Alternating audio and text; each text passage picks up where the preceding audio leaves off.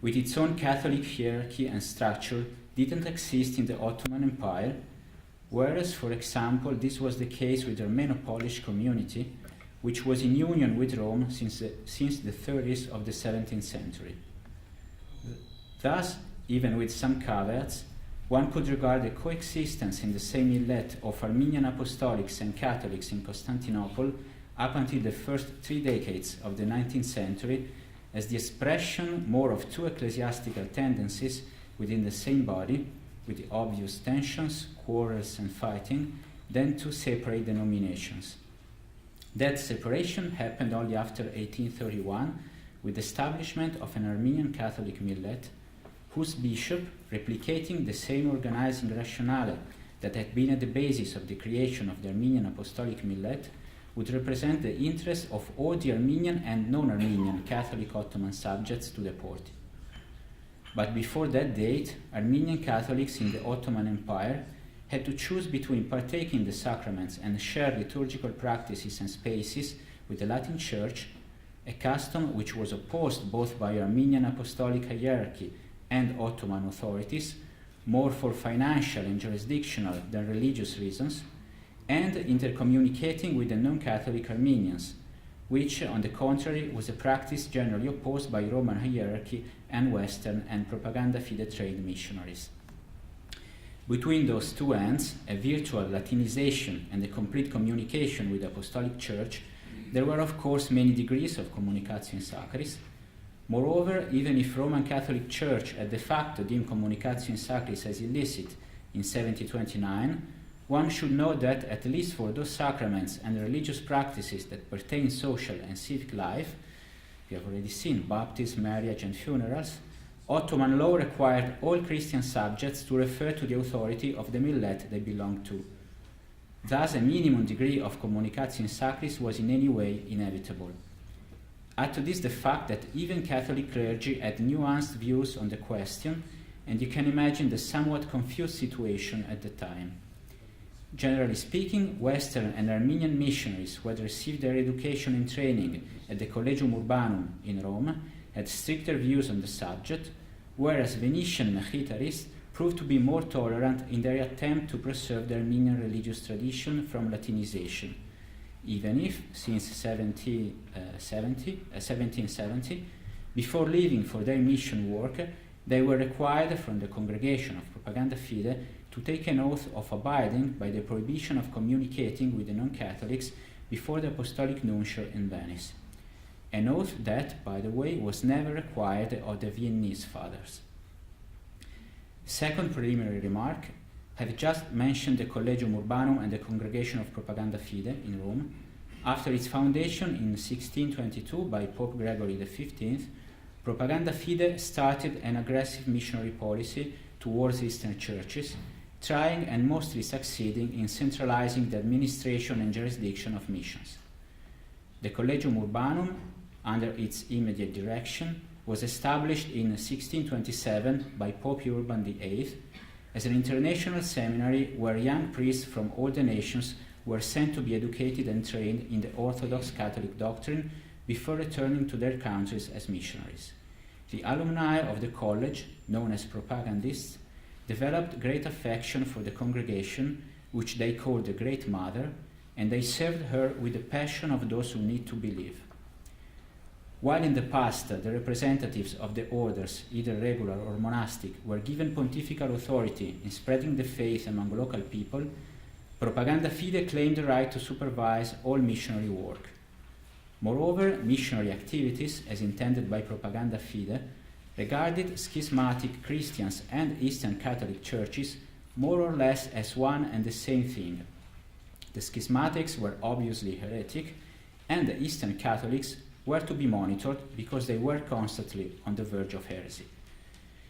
Needless to say, the more tolerant attitude of the Mxitarist fathers toward the Communicatio Sacris and their view that the original doctrine of the Armenian Church was essentially orthodox were opposed by the propagandists, who more often than not were accusing them of liturgical and doctrinal abuses and deviations. Starting from the 1714, the 18th century witnessed a series of investigations concerning the Catholic orthodoxy of Mxitarists carried out by Propaganda Fide and the Holy Office on the basis of allegations by Western missionaries and propagandists. After their order split up in the 70s of the 18th century, while the Viennese branch proved to be stricter in following the instructions of propaganda as regards communicatio sacris, the Venetian fathers persevered in their more nuanced understanding of the question, thus gaining among the fiercest champions of the orthodoxy the reputation of being at best ambiguous, if not deceitful and treacherous, in their relations with the schismatics.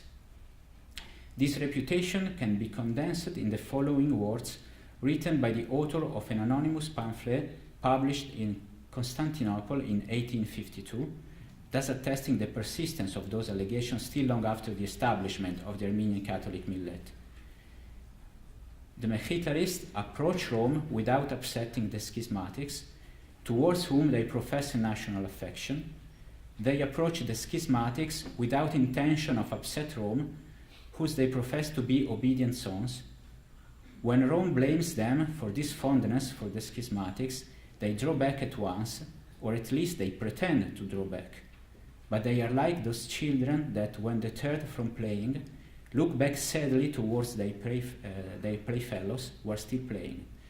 The fathers of St. Lazare, although they pretend to draw back from the schismatic party, always keep in their heart an indefinable feeling of compassion towards their schismatic fellow countrymen. They are neither hot nor cold, nor fowl nor fish. In a nutshell, they would like to be Catholic and schismatic at the same time. End of quote. Nevertheless, except for some particular cases and notwithstanding the hostility of the alumni of propaganda, the Viennese fathers and the Antonine monks in Lebanon, the Venetian fathers were ordinarily cleared from most allegations. From their part, they often complained about the ignorance shown by the propagandists in the Armenian language and religious traditions. This kind of accusations kept resurfacing from both parties throughout the 18th century, contributing to heightened tensions and rivalry among the two factions. The events of 1809 provided the propagandists the occasion for a showdown with the Mxitarists. After the fire in Holy Sepulchre in 1808, a 5-year controversy started between Greeks and Armenians over the control over the holy places in Jerusalem. Faced with the risk of losing the Jerusalem properties, including the monastery of St. James, the whole Armenian community of Constantinople, notwithstanding their religious differences, joined forces to claim their rights before the Porte. This renewed feeling of unity fostered among the laity hopes for a religious reconciliation. Actually, a report to Propaganda stated that, I quote, the whole union affair, which was being dealt with, was a subject of entertainment even for women and shopkeepers, but not for clergy. Incidentally, its strong secular component would be one of the factors that would doom to failure this union attempt and the two subsequent union attempts which would happen in 1817 and 1821. Another event occurred in the same years that would contribute to increase confusion and hamper a serene course of events.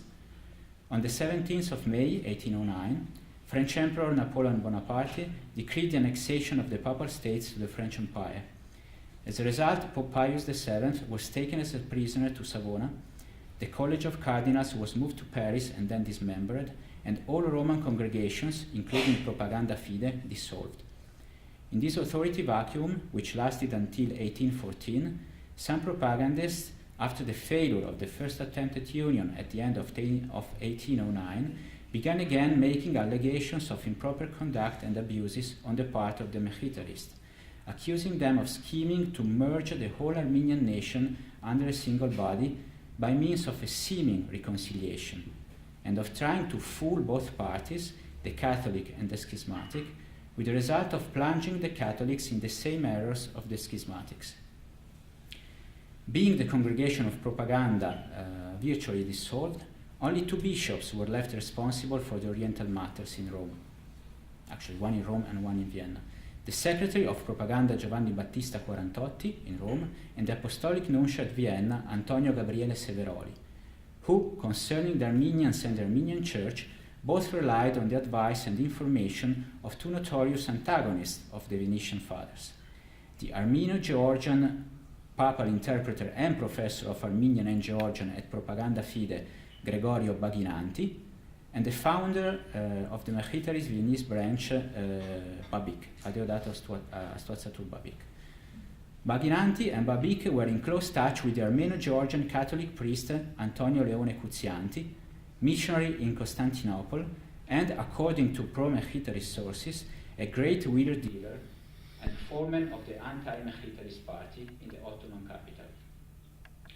Cuzianti, so it seems, had managed by the end of 1809 to win the confidence of the Vicar Apostolic for the Armenian Catholics in Constantinople, Monsignor Antonio Missirli, alumnus of Propaganda, turning him against the Mxitarists, even if just the year before, in 1808, in a letter addressed to the Abbot Acontio Köber, the same Vicar Apostolic praised the Venetian fathers for their apostolic work and distinguished qualities, which makes each one of them worthy of our affection.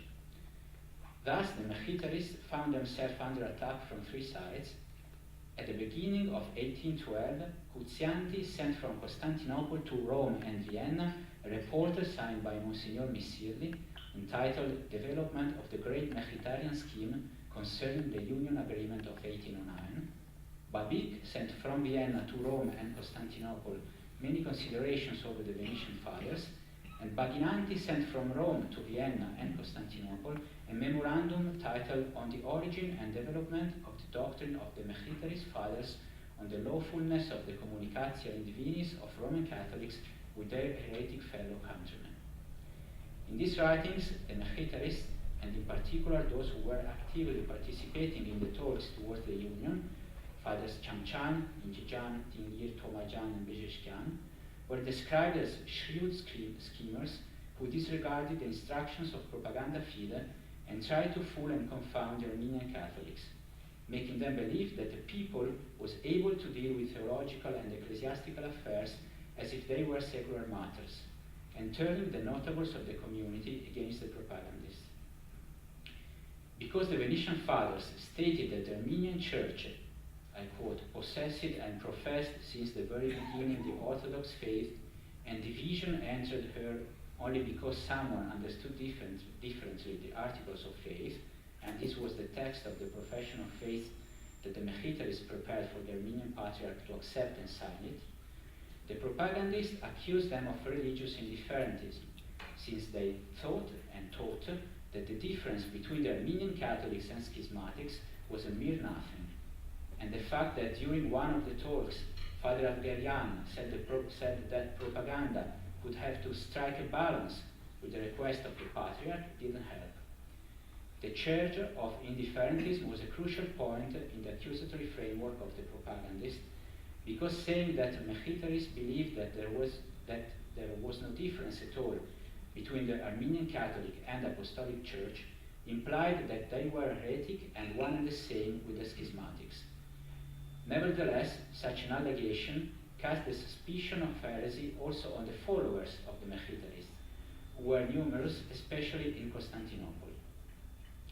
It must be said that the Venetian fathers, no matter how much their views on this subject were theologically rightful, may have erred on the side of naivety in discussing the original orthodoxy of the Armenian Church with the people, whose notables, even when educated men, were certainly not trained in theology and ecclesiology, and in their pursuit of union could have retained only what they thought could prove useful for their goal. Thus, with the propagandists charging the Mxitarists of heresy, and the Mxitarists accusing the propagandists of ignorance, the Armenian Catholic community split into factions. Not to question the good intentions of the propagandists, but it should be added that while Mxitarists had the strongest support among the notables of the Ottoman capital, and sources from both parts don't fail to mention the Dusaglus, who were a wealthy family of bankers in Constantinople, the alumni of propaganda were more successful in the regions of Ankara and Erzurum, so that the event should not rule out that their fervor for orthodoxy could have been fueled also by the hope of getting some financial support by winning over the affluent families of Constantinople, or obviously that the tolerant Mxitarists were even more inclined toward tolerance in order to have the same families by their side.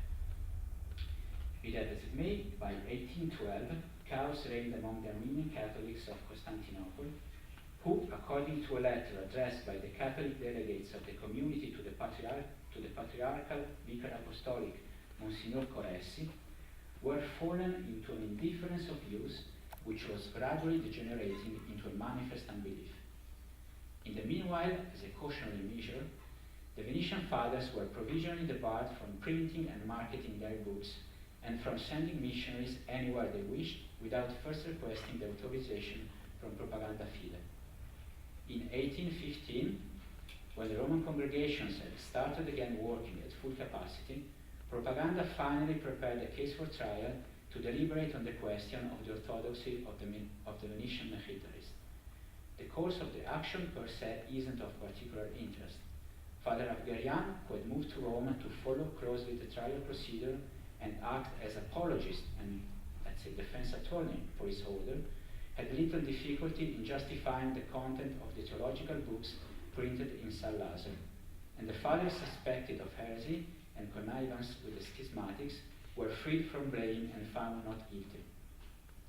So, and I'm going to conclude, some facts should be stressed that are revealing of the dismissive attitude of Rome towards Eastern Catholic churches in general, or at least towards the Armenian Catholics. First of all, Roman hierarchy virtually ignored the secular delegation led by Paolo Borro Sebastiani, who in 1816, acting as a representative of the supporters of the Mxitarian party in Constantinople, warned the congregation and the Pope that a conviction of the Mxitarists could result in a schism among the Armenian Catholic community, and that the Duzoglu family threatened to do in Constantinople what Henry VIII had done in England. Now, it would be interesting to know if the Mxitarists had something to do with that, or if the reference to the Anglican schism really was the own work of the Duzoglus and the notables of the community. Anyway, irrespective of the feasibility and substantiality of this threat, the final decision was in any case postponed for 4 years, being constantly deferred every time the same old allegations arose, disregarding that same secular component which had played such a major role in the failed attempted union. Second, even if their accusations proved to be for the most part baseless and unfounded, no action was taken against the propagandists responsible for those allegations, according to the principle that, I quote, every good Catholic is bound to report to his superiors the poison that could be hidden in some book, and even when no error is detected, the informer is not to be convicted, thus legitimizing the anti-Mxitarian faction. Third, and most important, like it had done in the 17th century by failing to capitalize on Armenian Dominican friars in order to proselytize among the apostolics on the territory of the historical Armenia, Propaganda proved once again its inability or unwillingness to rely upon someone who had a deep understanding of their national religious and cultural traditions, but who had not been trained directly at its school, ultimately bartering away a longed-for union for a more verifiable Latinization. A process that would pass a point of no return in 1831 with the creation of the Armenian Catholic Millet and the subsequent establishment of an Armenian Catholic hierarchy. Thank you.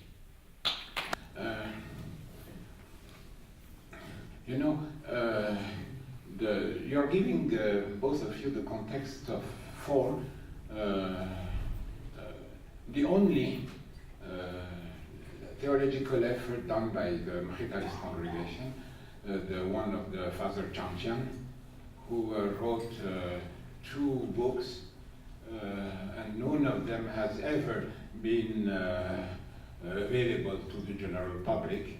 The one which was more anti-apostolic, the Vahan Havado, Havan Huraparuchian, and the other one written later at the beginning of the 19th century, the Vahan Huraparuchian, more favorable, I would say, to the Apostolic Church. The problem is that none of them is available to the general public. And then my question to you first is, do you know one or the other, and how is it possible to write history of the relations between the Mxitarians and the Catholics in general without knowing these two theological works and the reasons why the one and the other were suppressed from circulation, I would say.